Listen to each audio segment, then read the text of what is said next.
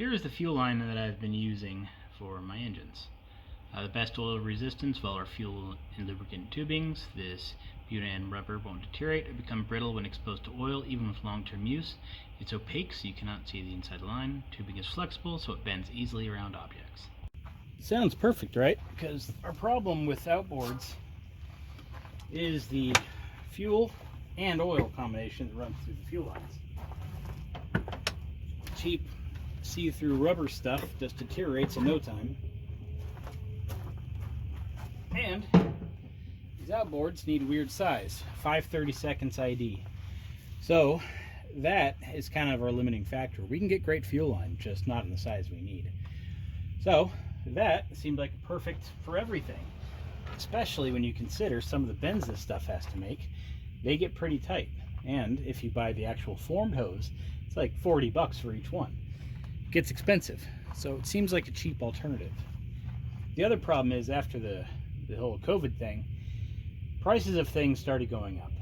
That includes all of our outboard prices from the manufacturer, including fuel lines. They were like 9 bucks a foot. It's down to like 5 bucks a foot. It's still pretty expensive when you consider the other stuff is 70 cents a foot, and you're paying a premium at being Epic Master. So it's pretty inexpensive stuff. Consider 70 cents versus 5 bucks right now. So I started using that stuff. First engine it went on, it was this thing, an 88, 90 horsepower. Went great for the install. I really enjoyed the tubing, mainly the cost and the use of it, just because it's so easy to work with. But mind you, this was in July. Here it is April, and so we have 9 months of use.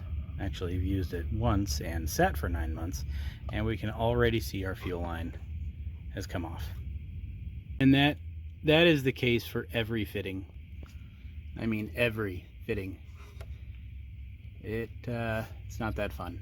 Now you can argue, well, it's not sunlight resistant. My argument to that is it's under a hood.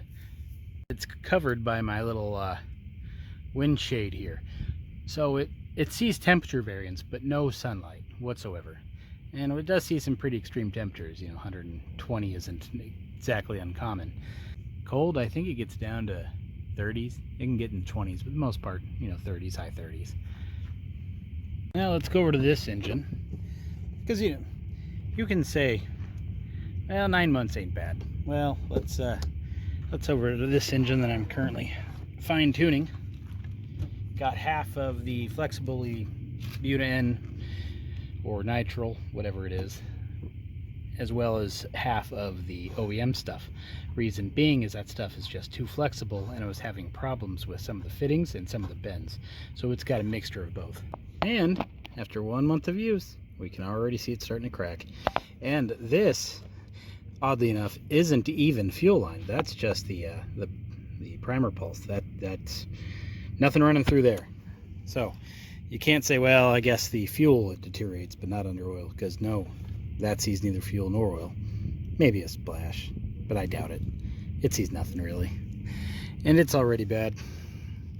And it's been not even a month, I think. So yeah.